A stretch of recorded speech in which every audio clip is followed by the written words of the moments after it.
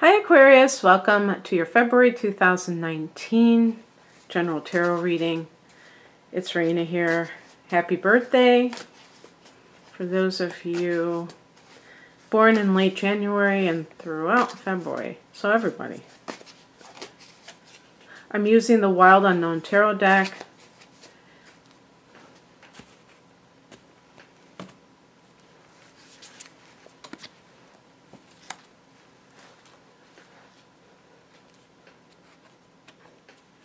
Oh, the only thing about these cards is sometimes trying to lift them up is a little challenging.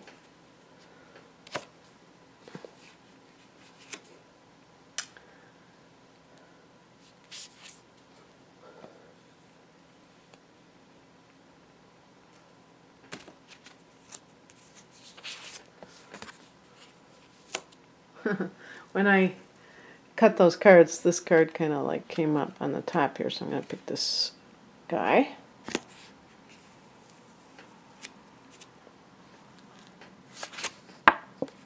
Ooh, I like that depiction of the sun. All right, let me just collect the rest of these cards. So, the heart of the matter for your solar return period, when you do have a new moon on the 4th, is the Nine of Cups. This is a card of wish fulfillment. I didn't even, because of the nature of these illustrations, I can't automatically go, oh, I know what that card is until I really look at it sometimes, especially minor arcana. And so this is the wish fulfillment card.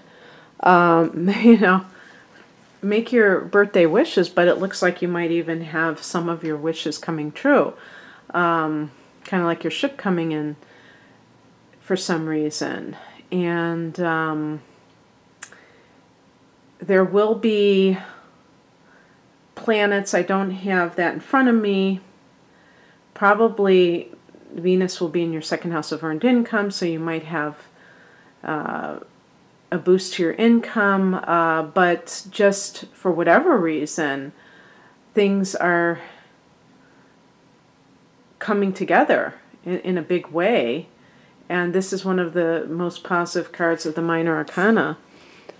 If this is a relationship issue, then the person that you're interested in, maybe you are going to start a relationship. We have in the past position the Father of Wands, which is connected to the King of Wands. So if this is a personal relationship, this might be a Leo, Sag, or an Aries, which is your opposite sign.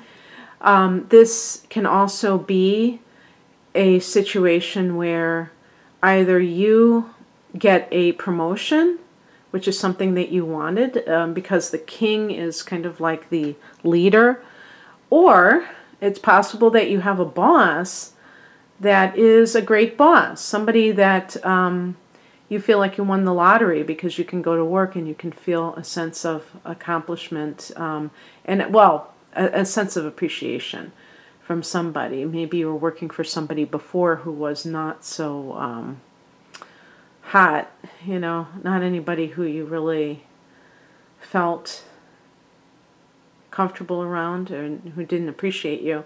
And who knows, maybe this is even you assuming the role of entrepreneur, doing something for yourself that expresses who you are. So you have a freedom, maybe financial freedom. With the Nine of Cups, you have that sense of fulfillment in what you're doing. With the higher message, the spiritual message, we have the Hierophant. This connects to the spiritual. We have a couple of cards here with the High Priestess as well. I would say the Hierophant is more of the conventional religion, and I think that if you're doing something like I was just thinking with the Nine of Cups, maybe you are going into kind of a healing type of modality. With cups, I think of healing, and that is the kind of profession that an Aquarius person would excel in. You're one of those people that you could either excel at science or mysticism or, using energy in that way. Very intuitive and yet very intellectual at the same time. So I think Charles Darwin was an Aquarius and an atheist. So the reason, see, the funny thing about that kind of contrast or maybe contradiction is that a lot of times people who are very intelligent reject the traditional religions, and so because they think they're kind of childish or like myths or nonsensical, they don't really add up. And I notice I wouldn't be, or well, I should say I wouldn't be surprised if a large number of people who get into Buddhism are air signs like Aquarius, because I know Gemini, I think that's a thing. And I think it's because it appeals to the intellect rather than the emotions or the, you know, because sometimes religion can appeal to the emotions, and you're looking for something that makes sense intellectually. Now, the Hierophant can also be a card of marriage and therefore convention. And so this may be something that you're going to have to grapple with in the future if this is a relationship issue that you tend to kind of shy away from conforming to a tradition, and somebody else may kind of want that. And you may have to decide, you know, if this is somebody that you really cherish, if you're going to give up your needs for an illusion of freedom versus their need for an illusion of respectability or whatever it is that compels them to do it, or safety, or, you know, security within the relationship. The other thing too is I want to say about the Hierophant is if you're working in a corporate environment, you may find that that is not something that you like, because there again, it's like having to conform to something. And I always think of corporations when I think of the Hierophant, where there's a hierarchy and things like that. So this may be with the King of Wands that you are realizing a dream of being able to start your own business. And it's a good month for it in February. What crosses you is the Two of Pentacles. So with this could be a card of having two jobs. So it may be a situation where you're still in that type of work because you want to pay the bills, but you find it hard to do two things. And all of the fixed signs, including Aquarius, I think that it's hard for them to multitask or to do two different things because they tend to kind of get fixated on one thing and in that tunnel vision, if you will. But it has its upsides for sure, because it allows the person to really apply themselves in one area, and they can have really good focus. And that, to me, when you have good focus, you tend to be able to accomplish a lot because you don't allow distractions. But in this particular case, you may be forced to do something during the day that pays the bills, and then you're doing your other thing. But you feel, with the Nine of Cups, there's this feeling that you're on the right track, and you're really, maybe you've already had some success. Something has happened that is telling you that you're on the right course. What is coming in is represented by the High Priestess, and this is more of that intuitive quality, and you may rely on your higher self tuning in through meditation to give you the answers that you need about something, because with the Two of Pentacles, there could even be a choice that has to be made that, you know, where you're kind of like back and forth about something. It could even be, I mean, you know, this does happen, which is maddening, that you made up your mind, you're going to start your own business because you don't like where you're at, and then all of a sudden you get this really good job offer. But in this case, it might even be overseas, and that can feel like, oh, now what do I do? Because it could be so good that you have a hard time turning it down. Well, you're going to tune in. And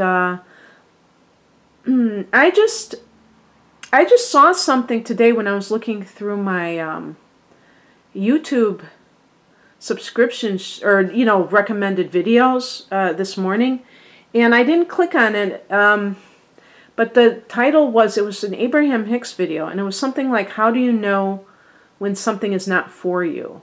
So try to, if there's something that you have to decide along these lines, you might find that interesting. I haven't watched it yet or listened to it, but that might be helpful if you feel like it has to be for me because it has so many great benefits, I'd be a fool to turn it down, but there's something inside of you that is, into your own thing.